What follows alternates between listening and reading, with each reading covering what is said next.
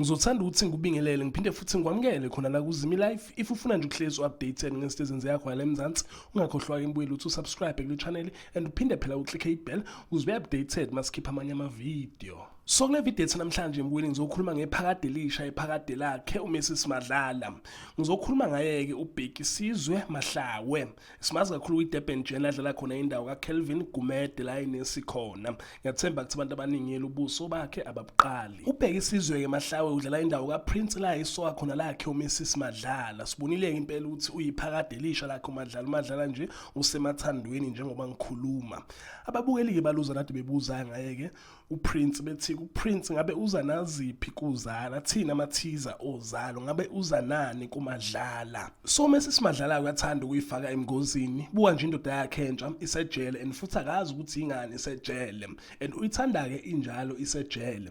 Sema sibheka ama-teaser Uzalo sibheke ukuthi ngabe leli soka-ke elisha ngabe liphekwa yiphi imishini.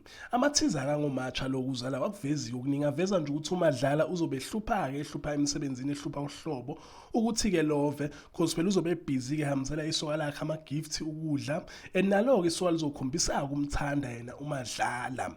Yiwo ama-teaser ngawo-ke umatsha bavezanga into ey'ningi ngalo-ke isoka lakhe uMadlala, baveze nje ukuthi uMadlala uzobe ethathekile, leli soka lizoyintshontsha-ke inhliziyo yakhe uMadlala, uzobe engasafuni ngisho ukusebenza ebhizi-ke nalo-ke leli soka elisha.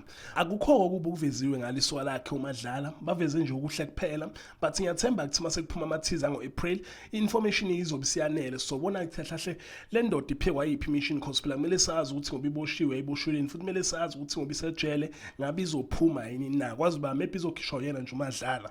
But-ke uyazi mina mbuyeli ngihleze ngikhona fona bengifuna nje ukutshela-ke ngalo-ke isoka lakhe uMadlala elisho ukuthi impela uzobe love emsebenzini uzoxabana nohlobo ngenxa yayo le ndoda yakhe entsha.